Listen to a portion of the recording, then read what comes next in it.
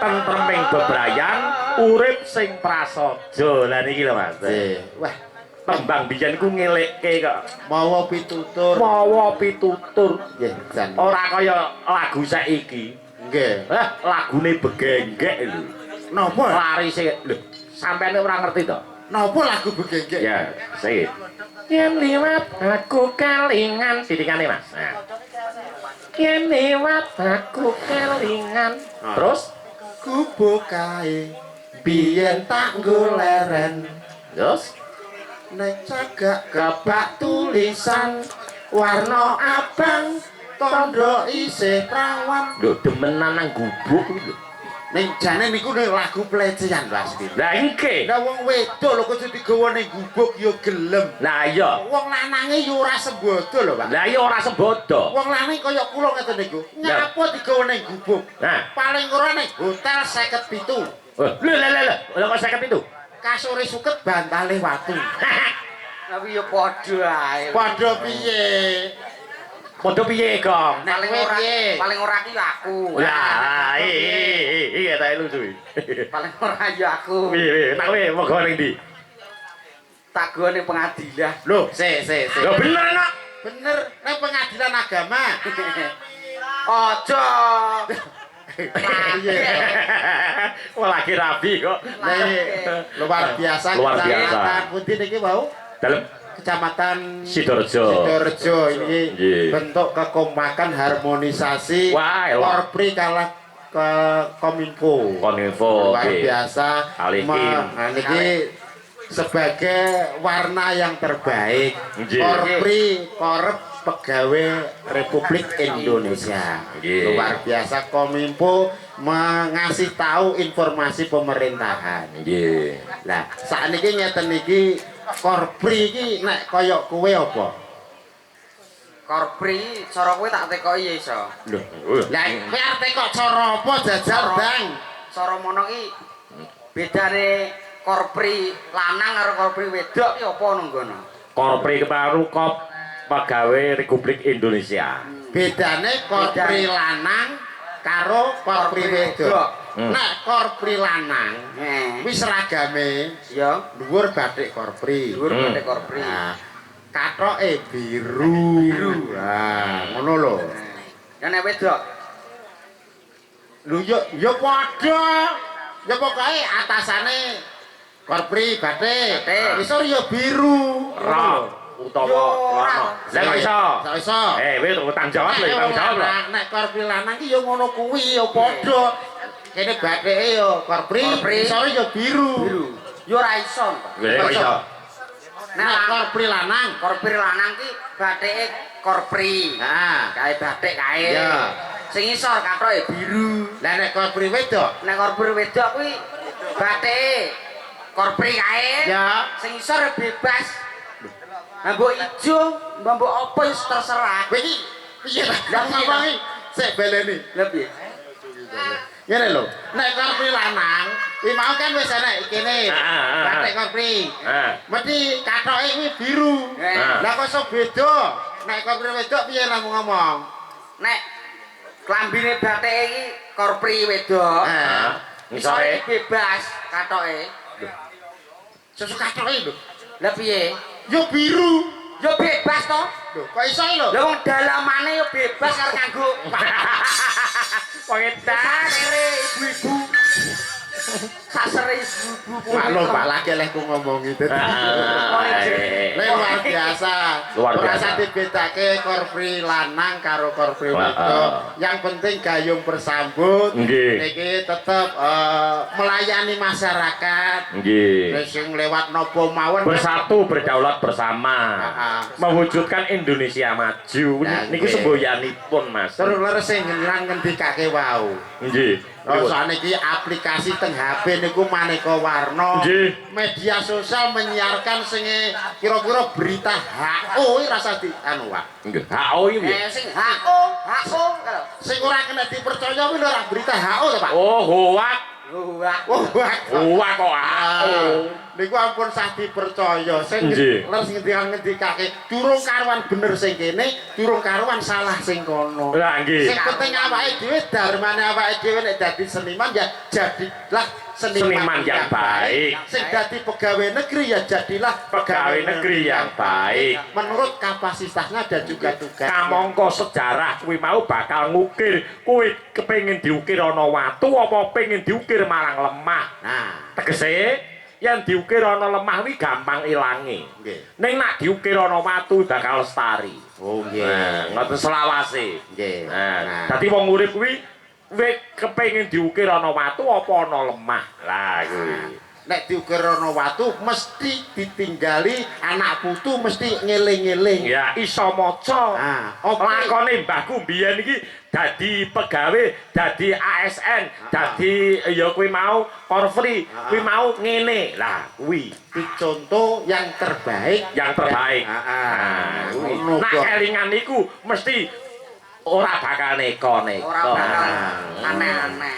Saniki HP niku nggih gampangke nyambut gawe nggih ngrusak tatanan Pak. Nggih. Tenan nek mboten saged pinter-pinter anggenipun ndamel HP niku kangge sing positif akhire nggih lho ngoten lho. Nggih. Ora wani mulih barang lho Pak.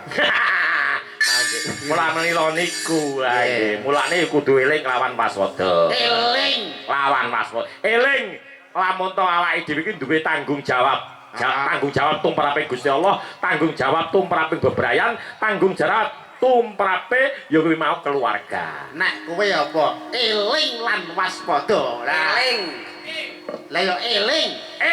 Eling ning omah duwe bojo wis e. Waspada. Waspada aja nyampi konangan. Dan bleset terus ngomonganmu iki. Maksude iya sing dikandhake masalah mau dadi eling apa sing kanthi dilesanane sing apik. Ora apa-apa to. Eling lan waspada eling wis di bojo aja nganti konangan mesti konangan lek apa. Ya nek apa ngono. Aku iki tau lek, Piye? tau arep melok anu iki terus jajalan to aku wis e. Melok napa Pak niku? KIM niku lho. Kim. Ya, kula tengok Kim niku kan niku memberi info teng masyarakat ngoten to. Nggih. Lah nggih niku kula malah seneni. Kula niku malah diseneni. Kok iso? Lah piye wong aku dudone info ning masyarakat lho Pak. Nggih. Lah kuwi wong do mrau kuwi. Piye? Tak omongne angger sing lanang kuwi nyanyi, tak omongne. Sing lanang kuwi nyanyi, tak omongne. Sing lanang gendane kono tak kan informasi to Pak. Langgitku ya apik lah kok disuwuneni wong akeh aku. Lah akhire bolo kuwi pegatan Pak saiki. Ora kim kanggo ngono kuwi. Lah piye? Kuwi ngono kowe iki tumbak cucukan. Ora iso nyimpen wadine kanca. Buta yo tak informasi bojone. Tegese ya mau Kim mau pengertian komunitas informasi masyarakat kuwi ora kok ngono kuwi. Oh alah tak kira yo aku yo lagi Kelompok masyarakat berkedudukan ya kuwi mau ning desa utawa ning kelurahan Oh. ingkang melakukan pengelolaan dan penyebaran informasi dalam rangka peningkatan pemberdayaan masyarakat secara mandiri dan kreatif. Ngono lho. Lah kula niku nggih karep kula nggih kreatif to. Wong sing wedok kuwi tak omongi angger wong nyanyi, tak omongi. Angger wong nyanyi tak omongno. Kuwi kreatif tapi merusak. Ngono kok. Ora apa-apa tapi serabi neh. Oh iya. Tapi serabi neh. Ketoke kok kancane bojomu ngawi ngono. Lah ketinggalan ini keren. Lho ngono kok ya mbok rewangi purik terus ora metu kok grup barang. Lah yo kuwi aku terus Lah, Nek mbok rewangi metu kok grup, apa kowe iki ya pengen ning ora ketekan. ora ngono. Lah piye? Aku saking isinku ngimpo wingi lho. Terus aku mau wonten gak tau melu aku. Isi no terusan iki piye? ning akhire sing pok-impo ya dadi. Tanggung jawab berarti, tanggung jawab. Berarti tanggung jawab. Aku ya Tanggung jawab piye to, Pak? Aku yang ngumpul, aku tahu mayang ana ing laladan kono lho, daerah cedhake alas. batinku iki ora apa-apa kok enek piyai nyusul gak nyanyi gak apa dadi wah wes apa-apa ditewandangi dhewe kae turu nang isor gong barang ki sapa ya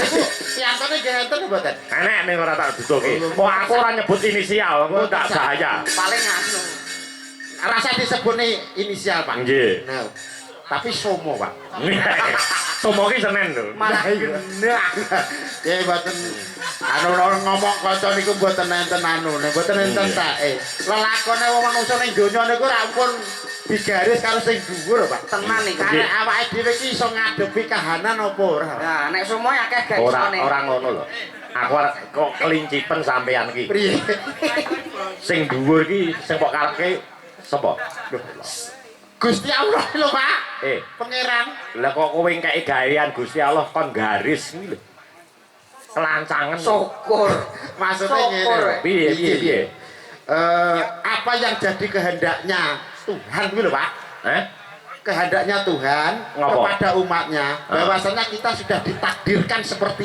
ini gitu loh Pak maksudnya piye piye lah genahno ki piye ngene lho Pak menungso kuwi mau manut marang garise pepesti garis Allah Gusti Allah dadi Gusti Allah gayane garis yo yuk piye bapaknya no masa TGB Gusti Allah iki dadi kuli proyek kok Pak garis maksudnya iki takdir lho Pak heeh takdir sing diparing awake dhewe bahwasanya kita ini dibentuk menjadi seorang seniman jadi seorang pegawai dadi iki kok malah garis senah lah wis takdir lho Pak wis piye Pak sampeyan wae lah yo aku ki arep takon nggih mulane jenenge tembung kuwi mau kudu digledah di Surasa nggih ngerti ra Surasa ngerti ra Surasa cucuk laku ngawi Pak duduk kuwi lah pripun tegese digledah di Surasa kuwi mau murih becike lan murih apike ngono dicat Pak dicat apik wis balik dicat Pak apik dadi murih apike dicat Pak ndak murih padange yo dikano coba center lah uripe uripe dilus-lus Pak lah lho ora Pak kowe iki yo tanggung jawab lho nggih murih padange dinyalake utawa di center murih uripe dilus-lus Pak tanggung jawab apa kuwi apa dilus-lus manahe lah ben urip gumregah semangat untuk menghidupi keluarga sing wis duwe keluarga iso duwe lho sampean iki pripun upama sampean ibarate semangat wis ora ono kan dilus-lus kali Bu Yatmi ayo to Pak nyambut gawe sing sregep tanggungane awake dhewe sik akeh anak ya urung mungkur anak sing siji yo kaya ngono piye tak sampean tak ditane lho Pak yo tak info yo ne apa kok info kan info ae iki malah enek pripun ya seniman duwe gawean duwe gawean sing ora umum bakulan ning ora umum ayo ngadeg tak tak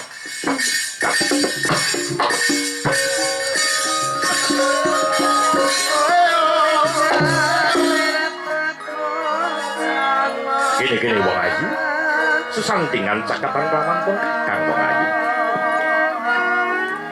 karo kon kowe kabuane tanjur jane Jawa tongkrang-tongkrang lah kok goblok anggit ku yo ayo tanjur ketinggalan dawuh Kang Mas Pate Sida Parkoso lho Sida paksa ki yo goblok Sida paksa tiba dipaksa lu mapan ning jagat ora ono papat terus dan liyane aku lali tak marai ning bumi ora ono siji tak marai apa jaluk rolas Tanjung ya teware pae lah kowe kuwi lho tak marai kowe kuwi lho itu aku Tanjung Tanjung Katimbalan dawuh Kang Mas Pate Sida Paksa. Katresnanku kelawan kowe Tanjung. Katresnanku marang kowe Tanjung. Ndak rewangi. Ndak rewangi. Pecahing dodo utaing ludira. Pecahing dodo utaing ludira. Sedumuk bathuk. Sedumuk bawuk. Hei. Sedumuk bathuk. Ora patek krungu. Sedumuk bathuk. Sedumuk bathuk senyari bumi. Kuwi nek bathuke. Ngono buane. Kata gua. Lho.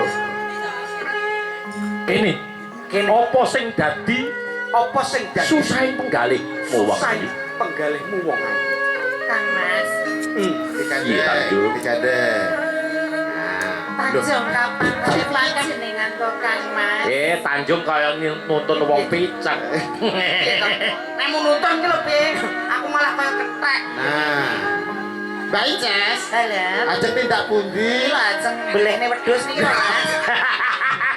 Wedhus sing Dasar aku sing nyondro, maku kono. Nah, laku ngene. Maku kono. Gadek kok kono. Sakolo. Nah, Digandeng. Yo. Mbak Inces, Halo. ajeng gubak batang to, Mbak? Nggih. malah saya nemen. Ngono anu kon mengekat. Dangdung.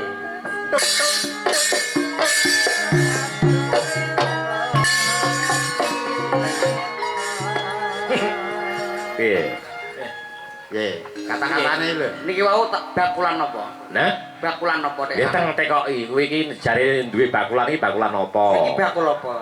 Pakan manuk. Kroto iki lho Mas. Kroto. Heeh. Gelem, Pak? Tutulane nya.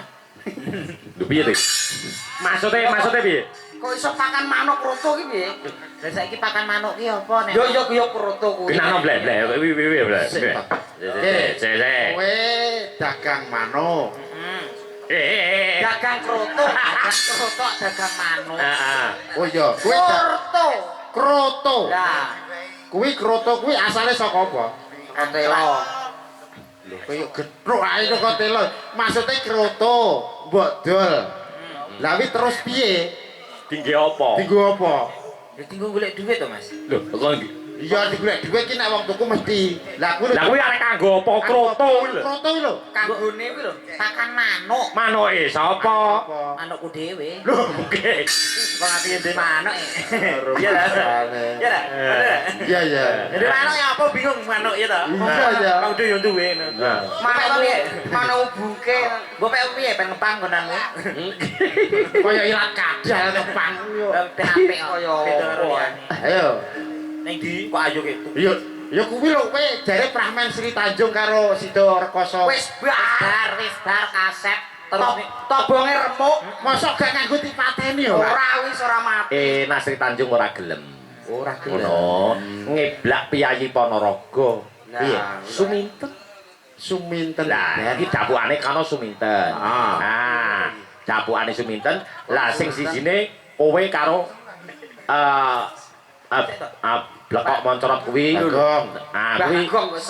Pak sing dadi bapake Subroto sapa? Bapak kula. Brotone kene. Anu, sing dadi bapake Suminten sapa? Pun kula mawon. Ah, lah terus sing Aku. cempluk. Cempluk wasiah niki. anu niki Buyatmi. Cempluk. Kok Iya. bapak kok Buyatmi? Lah jadi dadi cempluk warsia Buyatmi. Aku Suminten. Nah. Nah, Wis iki. edan karo Subroto sih. Nah. Iki genti framene genti Suminten iki. Ya, anu. Dekno Sri Tanjung sak episode rong bari wis genti neh iki. Lah iki Ngobruki wong lho iki. Toprak lincah kowe. Oh. Bersah. Toprak Cina apa piye? Ini. Kontrake. Carane ngene, Nduk. Nduk Inces. Ah.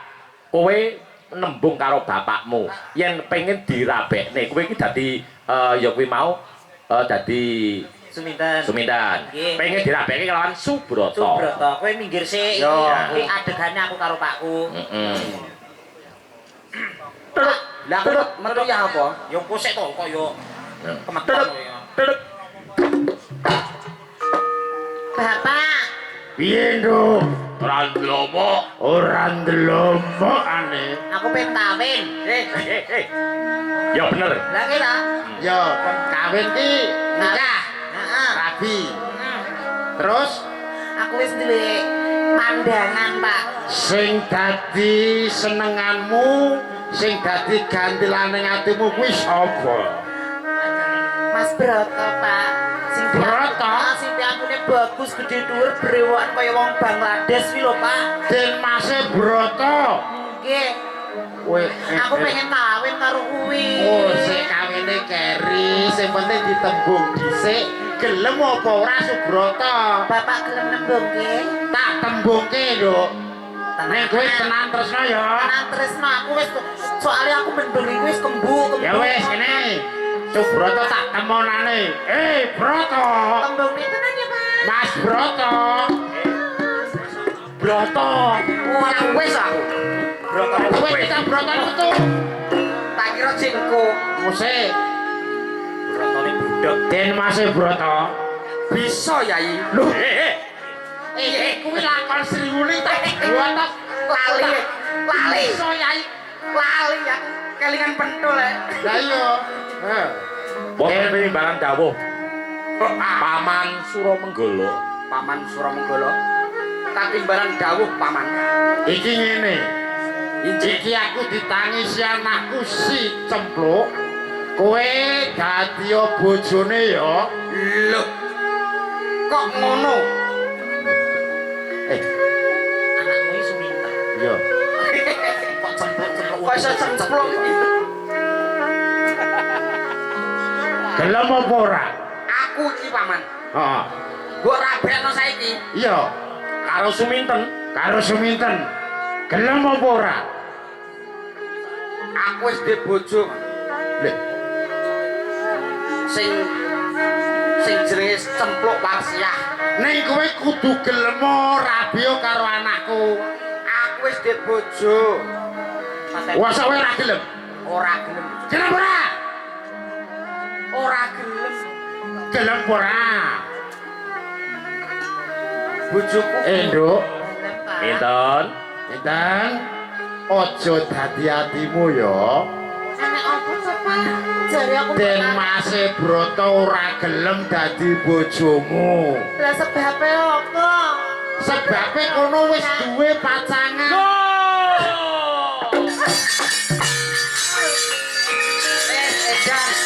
Edan. Mbok pasanganmu patenono ae to karo aku. Moh. Iya, Pak. Oh, pasanganku guru. Den Broto. Mas Broto ki piye, Mas? Kan eling yo, Nduk. Ya. Mas Broto. Ten. Wong ning ndi? Mas Broto. Ten. Eling yo, Nduk. Kowe ora sah karo Den Mas Broto. Mas Broto neng. Dan Hei. Hei, Mas Broto. eling yo, Nduk. Oh. Piye iki?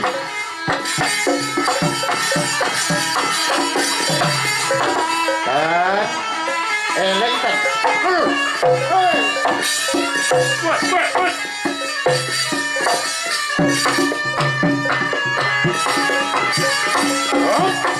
Ya salah. Nduk, ten. Oh, tiare wis. Ya. Hei. Eling yo, Nduk.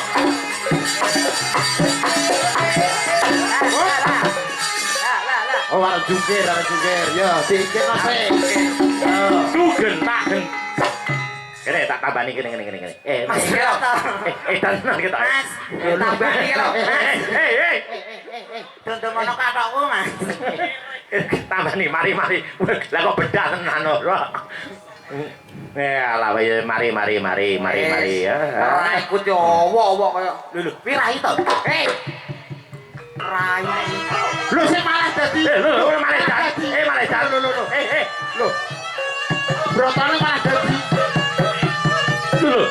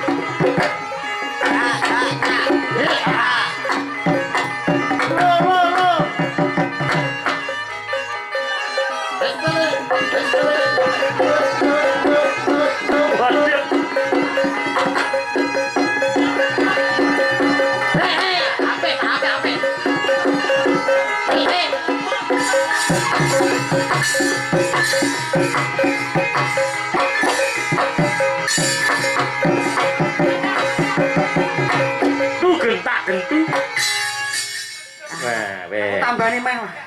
Tambani ini. Mari karep ora karepmu. Ya.